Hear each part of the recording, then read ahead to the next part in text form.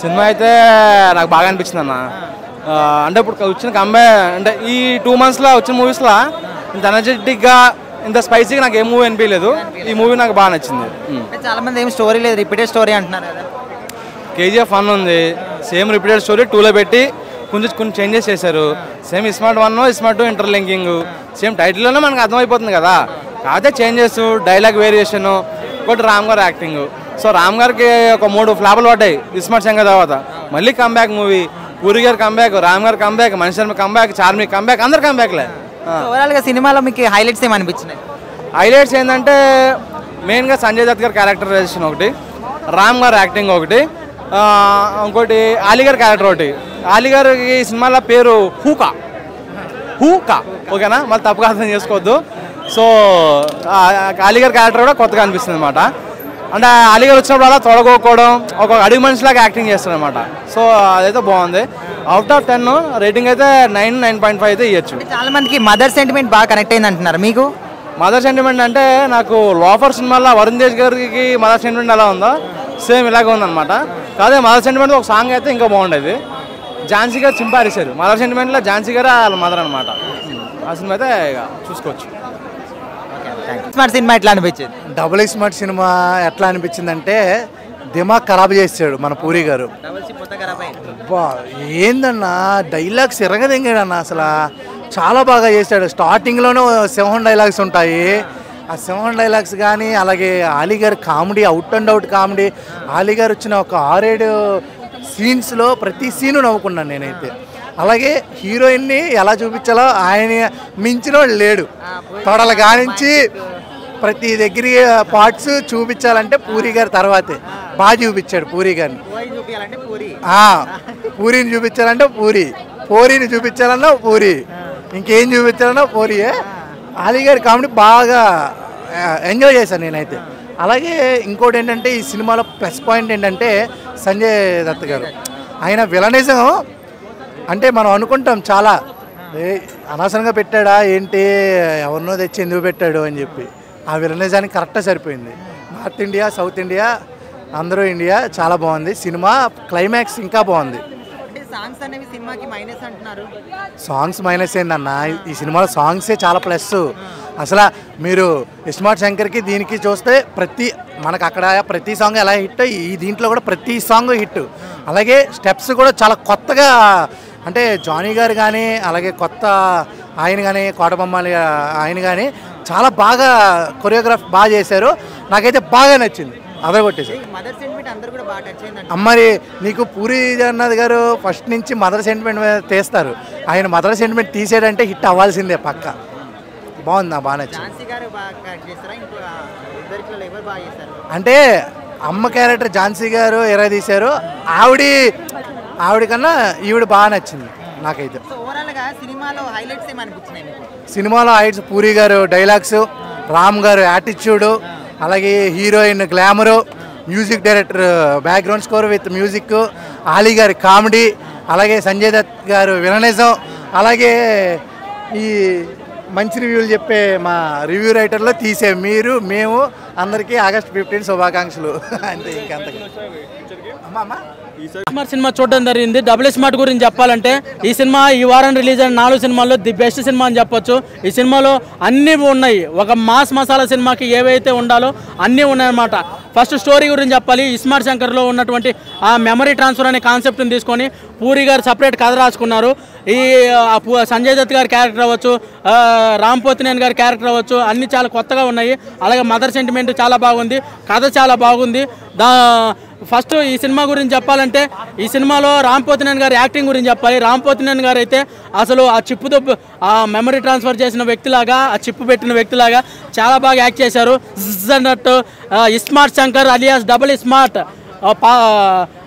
Old city, Charminar అనే డైలాగులు ఇవన్నీ చాలా బాగుంటాయి. అసలు చార్మినార్ దగ్గర ఉన్నటువంటి సాంగ్ ఉంటుంది, ఆ సాంగ్ అయితే అద్భుతంగా ఉంటుంది. అసలు సినిమాలో సాంగ్స్ అన్నీ చాలా బాగున్నాయి. రామ్ పోతినేని గారి సినిమాలో హైలైట్. రామ్ పోతినేని గారు లేకపోతే ఈ సినిమా లేదు. డ్యాన్స్ అవ్వచ్చు, యాక్టింగ్ అవ్వచ్చు, అలాగే ఫైట్స్ అవ్వచ్చు, అదరగొట్టేశారు. ఒక మాస్ మసాలా సినిమాకి ఎలాంటి హంగులు ఉండాలో ఆ హంగులన్నీ ఉన్నాయి. పూరి జగన్నాథ్ గారికి కంబ్యాక్ మూవీ అని చెప్పుకోవచ్చు. లైగర్ సినిమాతో పోలిస్తే ఈ సినిమా బాగుంది. అలాగే స్కంద సినిమాతో పోలిస్తే ఈ సినిమా బాగుంది. రామ్ పోతినేని గారికి హిట్ అని చెప్పుకోవచ్చు. నేనేదో ఈ సినిమా ఏదో ఇండస్ట్రీ హిట్, ఇది బ్లాక్ బాస్టరు, ఇది ఇండస్ట్రీ మొత్తాన్ని దున్నేసిద్ది అని చెప్పట్లేదు. కానీ ఆ లైగర్తో పోలిస్తే, స్కందతో పోలిస్తే ఈ సినిమా బాగుందని నేను చెప్తున్నాను. ఈరోజు ఇండిపెండెన్స్ డే, చిన్నపిల్లలందరూ ఇండిపెండెన్స్ డే జరుపుకొని ఇంట్లోనే కూర్చొని ఏం చేస్తారు? సినిమా థియేటర్కి వచ్చి సినిమా చూడండి. మనకి ఎంటర్టైన్మెంట్ సినిమా తప్ప ఏమీ లేదు. మన కోసమే సినిమాలు తీస్తున్నారు వీళ్ళందరూ, ప్రొడ్యూసర్లు అవ్వచ్చు ఎవరైనా. మనం చూడకపోతే ఇంకెవరు చూస్తారు ఈ సినిమాని? నేను చెప్పేది ఏంటంటే ఇంట్లో కూర్చొని చిన్నపిల్లలు ఫ్యామిలీతో సహా వచ్చి ఈ సినిమాని చూడండి. అలాగే సాటర్డే సండే ఉంది, సాటర్డే సండే కూడా సెలవులే. ఇంట్లో కూర్చొని ఏం చేస్తారు చిన్నపిల్లలు? వాళ్ళ ఫాదర్ మదర్ని తీసుకొని వచ్చి సినిమా చూడండి. హ్యాపీగా ఏసీలో కూర్చొని 3 గంటలు ఎంజాయ్ చేయొచ్చు. చాలా బాగుంది సినిమా. ఈ ఓవరాల్గా చెప్పాలంటే డైలాగా smart Shankar alias double smart, Charminar, పాత బస్తీ. పోతినేని గారి ఎనర్జీ మ్యాచ్ చేయలేరు ఎవరు. అది డాన్స్ ఇంకా ఎంత ఎనర్జీ మేము ఎక్కడ చెప్తాం. సాంగ్స్ ఎట్లా అనిపించాము? చాలా మంది లాగ్ ఉంది అంటున్నారు సినిమా మొత్తం కూడా. కొందరికి అనిపించవచ్చు లాగ్, కొందరికి అనిపించకపోవచ్చు. మదర్ సెంటిమెంట్ ఎట్లా అనిపించింది? చాలా మంచి టచ్ అయిందా మీకు ఎమోషనల్గా? అందరికి టచ్ అవుతుంది మదర్ సెంటిమెంట్.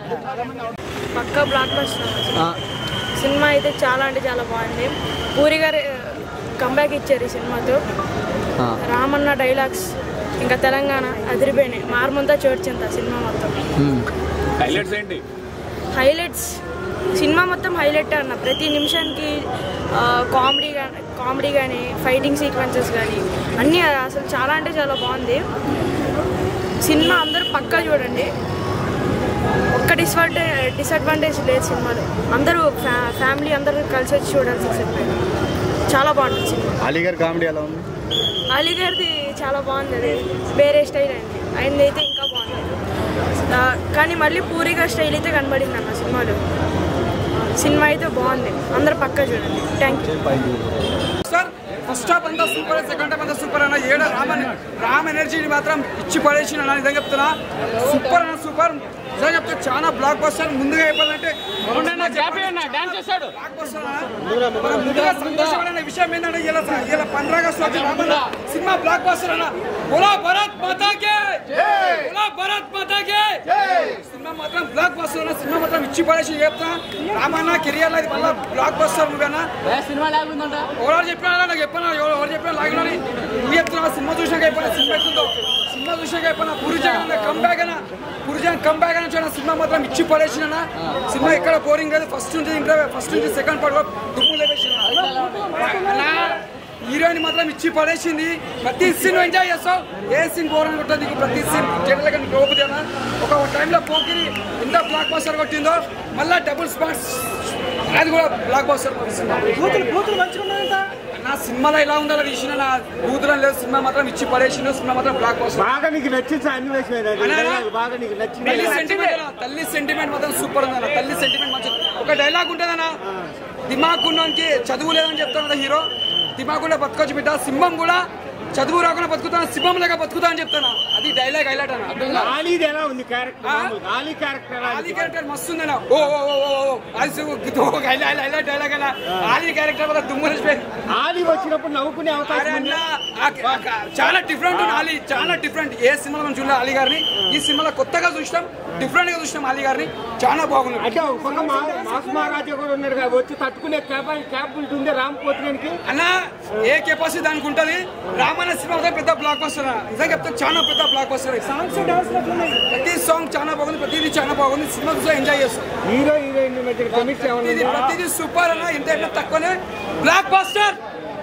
కాబట్టి మనకి ప్రతి సినిమాలో చూసుకుంటే ఫస్ట్ హాఫ్ అలానే ఉంటుంది అన్నమాట. ఇప్పుడు కల్కి సినిమా చూసుకున్నా కూడా ఫస్ట్ హాఫ్ లో ఆ క్యారెక్టర్స్ అన్నింటినీ పరిచయం చేయాలి.